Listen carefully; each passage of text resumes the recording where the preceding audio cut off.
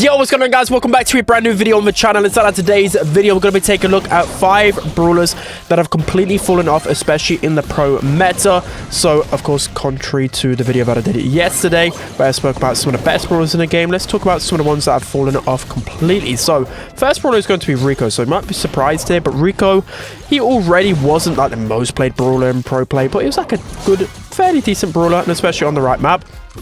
But now I think he was played one time, literally one time, and that's with like hard rock mine in a rotation. That's with a lot of really good Rico maps still. So he's definitely fallen off a lot one single time.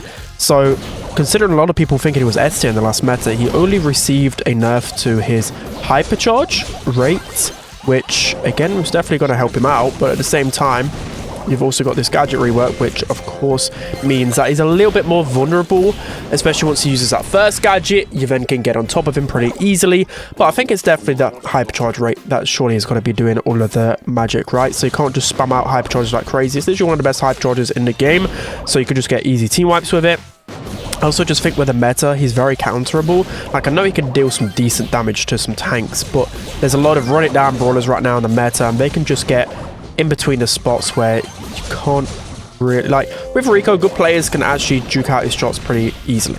Like, there's always like a sweet spot, especially on like maps like this. You'll see in pro play where you can always like kind of avoid his damage. But of course, a good Rico could still do a lot of work. I don't think he's like crazy bad right now, but low-key think he could be like C tier in the meta. His decline needs to be spoken about. It really does. Also, of course, I'm still really sick right now, so bear with me on the gameplay side of things. I'm not performing the best as yesterday's video as well, but I'm trying my hardest. I'm trying to get some content out for you guys, okay? And I'm probably not going to stream because of how sick I am, but I feel like I'll be okay tomorrow. I feel like I'm getting the worst of it now, and I should be okay tomorrow. Right, so we've got a Sprout right here. We've got to be a little bit cautious. We haven't got Bouncy Castle here to help us against the Sprout. I'm going to pop this gadget. Please tell me my teammates haven't completely messed this up. Come on. 38 HP. Oh, there's just no way. There's no way we just lost that. Please, please, please, please. I maybe wasted my gadget a bit early there. I thought we had that, though. I thought we had that right. At least we have hypercharge here. Hoping, did Mandy use her hypercharge? I'm hoping she's close to it. Gotta be careful of this Mortis. Now I've got a gadget available. Again, sorry if I'm sniffing too much, but I can't help it, guys. I can't help it, I promise. Right, we're going to have to wait for our shield gear to pop here. We've got another gadget available. Mortis has to gadget out. Beautiful. Let's keep him chips down. There we go. Should be able to take him down. Then one hypercharge left. I just want to use it on the Sprout. Let's just use it on the Sprout. There we go. So, Rico has definitely fallen off in the pro meta. I think people still might be annoyed by him, but you'll have to let me know whether you guys think Rico is still good, because in previous metas, everybody was just banging on about how broken he is. So maybe even for the casual play base, he's probably not the strongest. I don't really see him on my mini account too often. But yeah, it's going to be the first game. Rico has definitely fallen off. Let's hop into the next one. Guys, jumping into the second brawler that has probably fell off the most in the pro meta, it has to be Penny. So again, another brawler that got a nerf with that hypercharge rate. I didn't think it would make this much of an impact. So in terms of Penny, she got played twice. She won one, lost one. And it has to do with the top of the meta, guys. So when you take a look at all the meta brawlers, they are completely, again, run it down brawlers. And of course, Penny with her DPS cannot cope with that. So I will say, in ranked, I don't think you'll feel the nerf as much. Like, she's still a great option, especially on maps like this.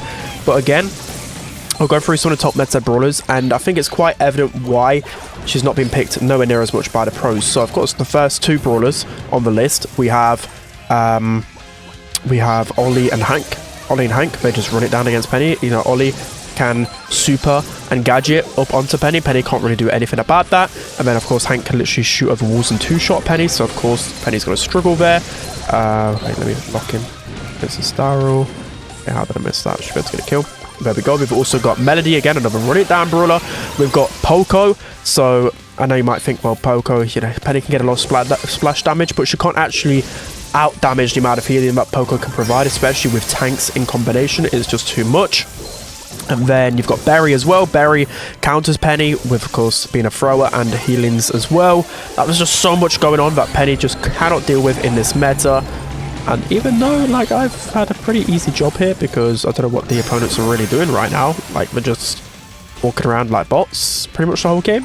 But yeah, Penny against bad players will of course still be really good, because the turret's going to get a lot of value. Again, other brawlers that might counter Penny, you've got Janet as well, that's good at countering Penny. You've got Frank as well at the top of the meta, Carl, Gray, all of these aggressive brawlers that are just too much for Penny to deal with right now.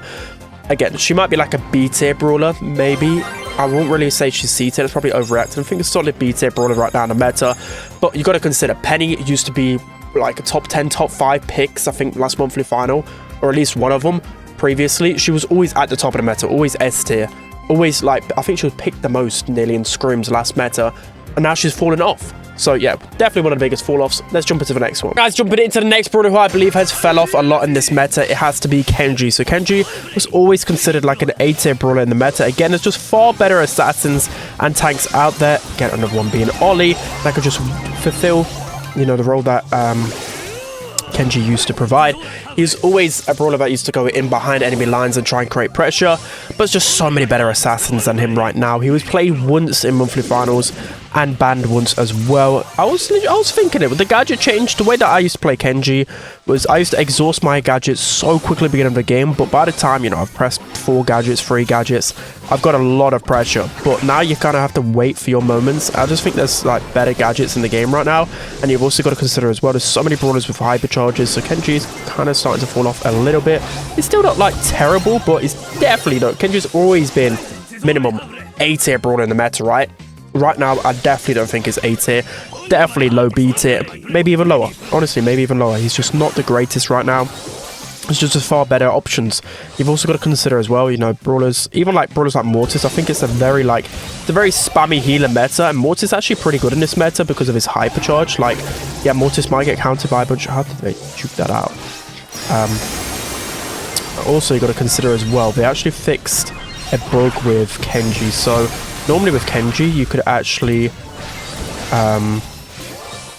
you could like walk forward or so. I can't remember. Oh, it was, you could actually, yeah, we walk forward and you wouldn't return to your position with your super.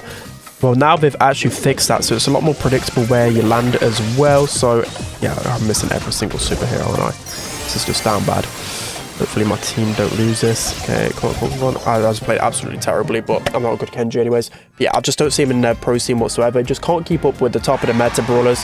Even against like Hank, Ollie, can't really keep up with them. Melody is just better. Poco Berry compositions, can't do anything about it. B with gadgets, just spamming galore. Meeple can even deal with Kenji right now. There's just not a lot really going for him right now. Let me know whether you think he's underrated. I just don't think it's that great right now. Let's hop into the next one. Guys, so jumping into the final brawler who has definitely fallen off the most out of every single brawler I can think of.